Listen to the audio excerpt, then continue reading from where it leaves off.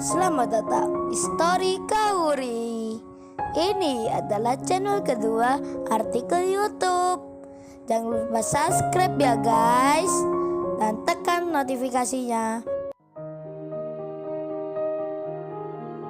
Kisah pemuda kaya, anak bos besar, pemilik 73 perusahaan, yang menjadi cleaning service. Episode 450, penjaga pintu yang mendatangi atasannya, yang tak lain yang punya acara. Seorang wanita kaya yang bernama Magdalia. Penjaga itu berkata, "Tuan Putri Magdalia, di luar ada tuan muda yang minta izin masuk ke sini. Katanya hanya mau mengambil mangga." Penjaga pintu itu kelepasan bicara.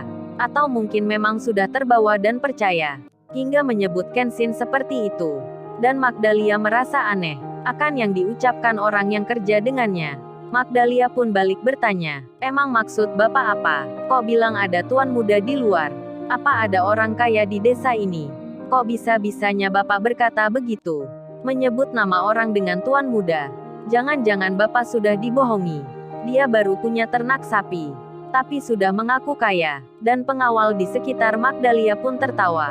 Mereka berpikiran sama, merasa tak percaya akan yang dibilang salah satu temannya, seorang pengawal yang menjaga pintu depan. Dan orang itu pun berkata, "Tapi Tuan Putri, saya memang melihat sendiri. Barusan pemuda di luar itu mengenal pengacara terkenal, yang namanya Bang Hotman. Mereka bicara lewat video call langsung. Bahkan Bang Hotman itu bilang, menyebut dan memanggilnya Tuan Muda. Bang Hotman pun titip salam, agar Tuan Mudanya diperbolehkan masuk, kalau tidak nanti akan ada masalah." Begitu katanya Tuan Putri. Mendengar hal itu, salah satu pengawal di situ bertanya, "Bisa saja Pak Wanto ini. Kok percaya dengan begitu? Paling-paling mereka cuma menipu." Demikian dengan Magdalia, yang juga tak percaya, hingga kerabatnya ada yang berkata, "Kalau gitu, saya lihat dulu di luar. Seperti apa orangnya." Dan saudara Magdalia itu berjalan. Seorang wanita dan laki-laki. Mereka sepasang kekasih, yang pasti dari golongan ternama, serta pula orang kaya. Ketika sampai di luar, penjaga pintu itu lalu bicara, menyebut orang yang dimaksudnya. Itu nona orangnya, memakai baju putih. Saat itu Kenshin sedang memandang sawah. Wajahnya pun tak terlihat, hanya Iwan Indah dan Ratna, yang dilihat oleh saudaranya Magdalia. Hingga salah satunya berkata, "Mana Pak?" katanya Tuan Muda. "Kan mereka bajunya saja cleaning service. Kok bisa-bisanya menyebut orang kaya?" Saudaranya Magdalia melihat dari jauh. Mereka tak melihat Iwan, hanya seragamnya saja yang nampak. Penjaga itu pun bicara, "Bukan yang itu Nona Paris, tapi yang pakai baju putih, yang sedang berdiri di belakangnya. Itu dia orangnya, yang dipanggil Tuan Muda oleh Bang Hotman tadi. Saya merasa yakin sekali, kalau itu orang yang kaya. Paris seorang cewek borjuis." Saudaranya Magdalia malah berkata, "Mungkin Bapak salah kali. Yang ditelepon bukan Bang Hotman, tapi orang yang mirip saja. Lalu mengaku-ngaku, hingga dibuat menipu. Kan sekarang banyak seperti itu. Sudah kalau gitu jangan dihiraukan. Jangan izinkan mereka masuk ke dalam. Suruh saja balik pulang." Paris kecewa akan pengawal itu, yang kerjanya tak becus. Mudah sekali percaya orang, dan ceroboh langsung bilang, mengatakan kaya begitu. Kemudian, Paris sendiri, ketika sampai di tempat Magdalia, Paris pun bercerita, "Sudah Magdalia, kita lanjutkan bersiap saja untuk merayakan pestanya. Di luar itu hanya orang gila. Masa Pak Wiranto gak bisa melihat? Sekumpulan cleaning service. Katanya di situ ada orang kaya.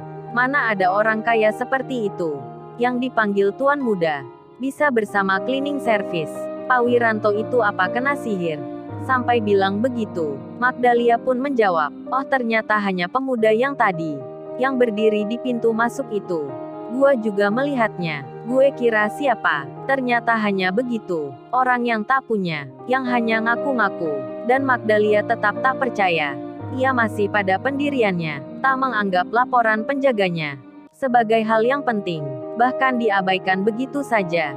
Kemudian Pak Wiranto, pengawal yang baru memberitahukan akan masalah itu, kini menemui Kenshin. Pak Wiranto itu bilang, dengan sikap yang tak angkuh lagi. Dirinya berkata, "Oh maaf Mas, sebelumnya Sebenarnya saya sudah bicara pada yang punya acara pesta ini. Tapi Tuan Putri Magdalia tak percaya dan meminta Mas serta temannya untuk meninggalkan tempat ini. Tak boleh masuk ke situ. Mendengar hal itu, Iwan jadi agak marah. Lantas Iwan berkata, "Papa, gimana ceritanya? Masa pemilik kebun sendiri dilarang melihat? Tak diperkenankan masuk ke dalam. Padahal ibu ini, pada mulanya tak mengizinkan kalau kebunnya disewakan. Sampai sekarang pun masih khawatir kalau kebunnya akan rusak karena dibuat pesta." Iwan pun lantas bicara, "Sudah bro, kalau gitu lapor Bang Hotman saja. Ini kan namanya pemaksaan, menyerobot lahan orang dengan dalih menyewa. Uang sewanya murah lagi. Mana ada kebun yang luas begini, yang beserta buahnya, dibayar hanya 500.000. Nggak masuk akal sekali." Iwan nampak emosi. Penjaga itu pun mengerti. Kenshin lalu bilang, "Sudah Wan, tenang saja. Kalau gitu kita menunggu sampai acaranya selesai. Baru nanti kita ambil mangganya." Iwan menjawabnya, "Iya bro, kalau itu masih ada. Kalau sudah habis gimana? Istrimu kan kasihan bro." Indah dan ibunya juga sama berpikir seperti Iwan. Namun karena Kenshin dipesan Kaori sebelumnya agar jangan mudah marah dan emosi, Kenshin masih teringat Kaori. Terlebih Kaori katanya hamil. Jadi Kenshin menjaga diri. Lalu Kenshin bicara, "Ya sudah Wan, kita balik lagi ke rumahnya Mbak Indah. Kita menunggu saja di sana. Ayo Mbak Indah dan Ibu, kembali saja ke rumah. Nggak enak saya merepotin." Kenshin bicara sambil tersenyum. Mendengar permintaan itu, Indah dan ibunya pun menuruti. Demikian juga Iwan. Meski merasa kecewa, mereka pun akan kembali. Di saat bersamaan itu, para undangan yang lain pun terlihat hadir. Serombongan orang nampak berjalan. Sepertinya mereka memang orang pilihan. Pakaian yang dikenakan bak pimpinan. Meski di sini pedesaan, mereka itu memakai jas hitam. Layaknya kerja kantoran. Satu dua orang terlihat saling bicara. Penerima tamu atau penjaga pintu nampak sudah siap menyambutnya. Kedatangan tamu-tamu yang spesial.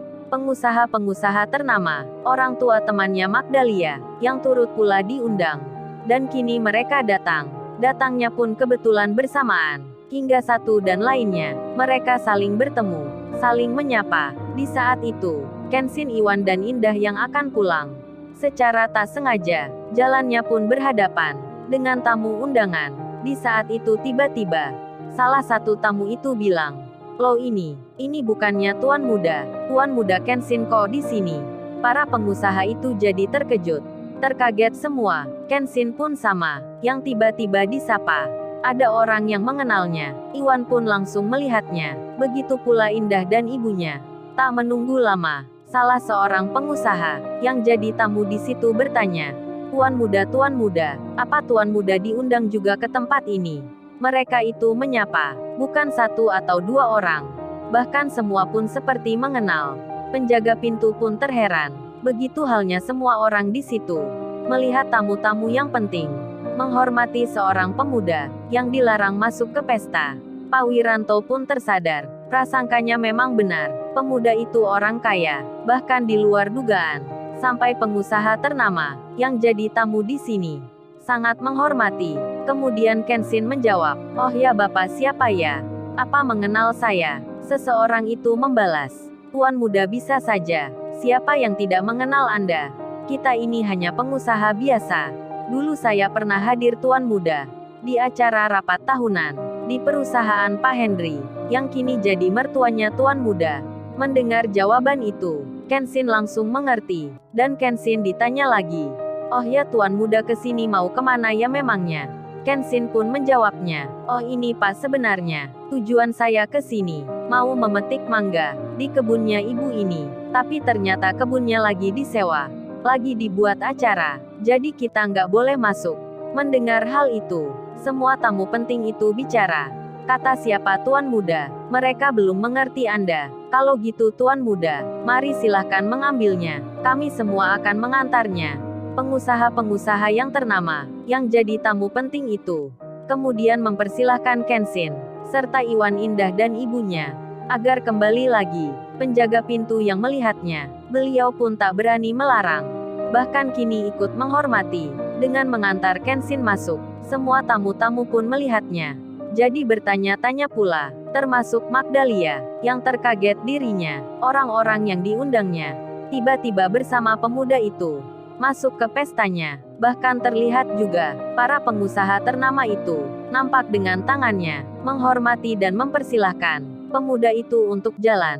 Magdalia pun menggigit jarinya. Dirinya terkejut, tak mengerti maksudnya. Ada apa ini? Lalu, bagaimana kisah selanjutnya? Subscribe channel ini untuk episode berikutnya. Terima kasih. Jangan lupa ya guys, untuk kelanjutan ceritanya ada di channel Story Kauri. Lupa subscribe ya guys, dan tekan notifikasinya